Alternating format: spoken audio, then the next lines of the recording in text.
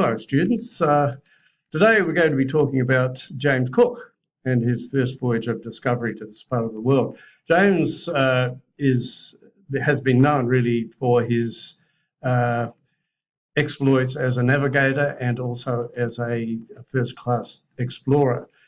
He came from a very simple background. His father was working in middle-class businesses, and James Cook showed in his early stages on how clever he was, particularly with algebra and the sciences. He did serve in the commercial shipping industry before he graduated into the Navy. For a man of his stature, he was late in his life in becoming a captain or a leader of a particular voyage, and he was given this assignment in the HMB Endeavour, which we're going to look at shortly, to go on a voyage, special voyage of discovery. The ship, the Endeavour. Now, James Cook's ship, the Endeavour, was actually originally a collier. That means it used to carry coal up the east coast of Great Britain. It was converted specifically for this particular voyage to be able to handle the different exploits that they were going to undertake. It's a very small vessel, and hopefully you students will possibly get an opportunity to see a replica or a likeness of the Endeavour later in our course. Now, James Cook's official voyage was to go to the South Pacific, particularly to Tahiti, to chart the transit of Venus, which was the path of the planet Venus across the path of the Sun. This act was actually to help them with navigation for the future, and it was being recorded in several parts of the world, but the British had a particular interest in the South Pacific, and the islands that they did go to, Tahiti, were perfect for this type of mission. After James Cook's exploits in Tahiti, he was to open a document which he had received from the Admiralty, giving him secret orders to go in search of the great southern continent. This was quite an interesting experiment to do, because every country in the world, or all the known world at that stage, were looking for this mysterious great southern land.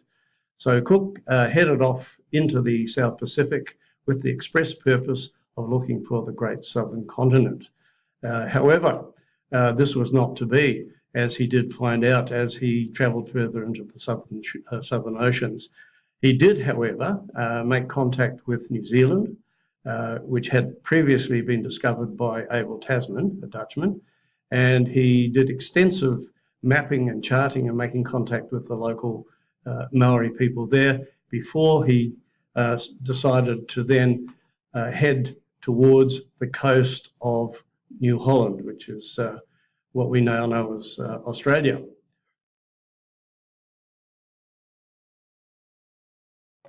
Now we come to the part of the journey that is extremely interesting and certainly is going to be a part of the lesson that is very important for you as students to take note. And this is about the voyage of James Cook up the east coast of New Holland. Now, he first made contact, or first sighted the east coast of New Holland at a place called Cape Howe, which is located between our current states of Victoria and New South Wales. He then decided to track north to discover new lands that had not been previously charted by the Dutch or anyone else for that matter. Now, his first point of contact of land was at a place that we now know as Botany Bay. He came in there and had a good look around and could see that there were suitable, adequate situations, particularly for water, and also some shelter from the prevailing winds that were blowing up from the south. They did spend about 6 days in this area endeavouring to make contact with the Aboriginal people, but unfortunately at this point in time, even though the efforts were being made, no contact with the Aboriginals had been made. From this point, James Cook decided to travel further north, charting the east coast and taking records as he went. Now, the whole journey was getting quite tedious, particularly for a lot of his crew, and Cook decided to keep tracking north without making any stops.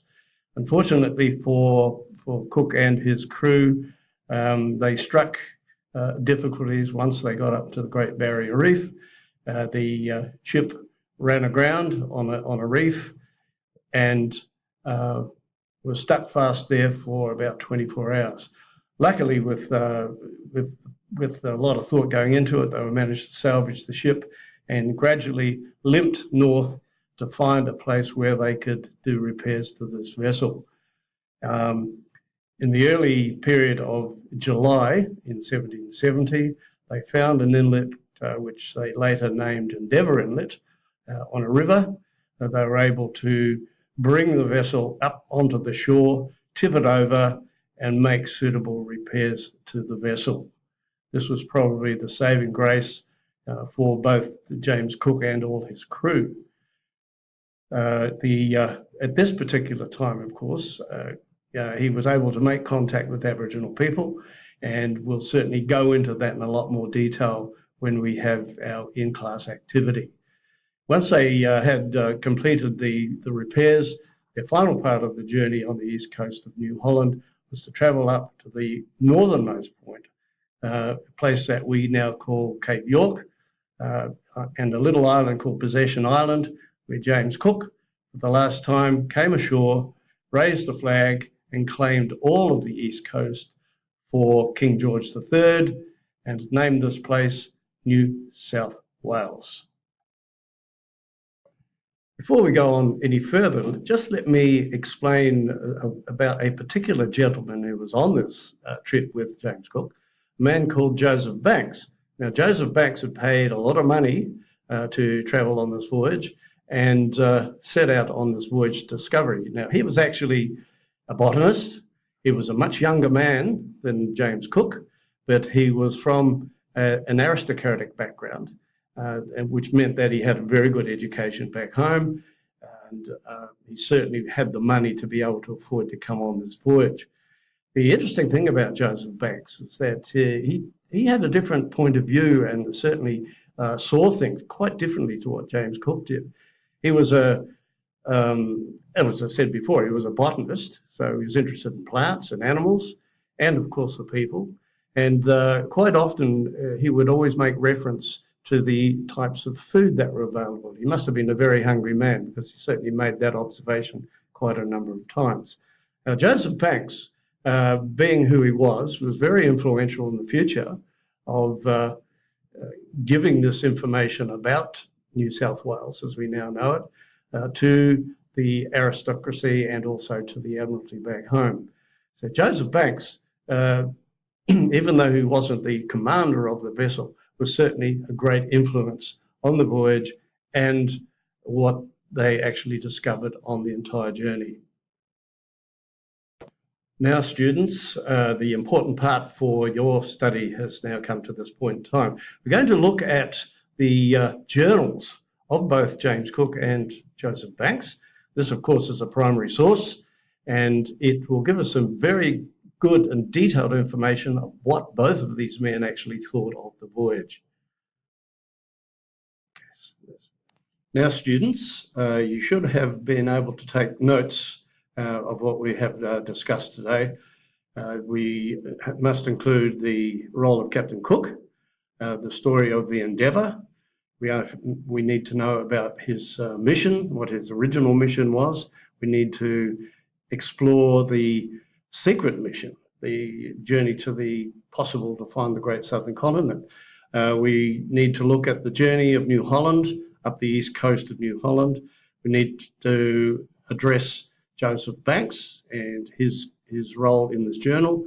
And then you need to have studied or looked at the journals, which we will then cover in a bit more detail in our course in class.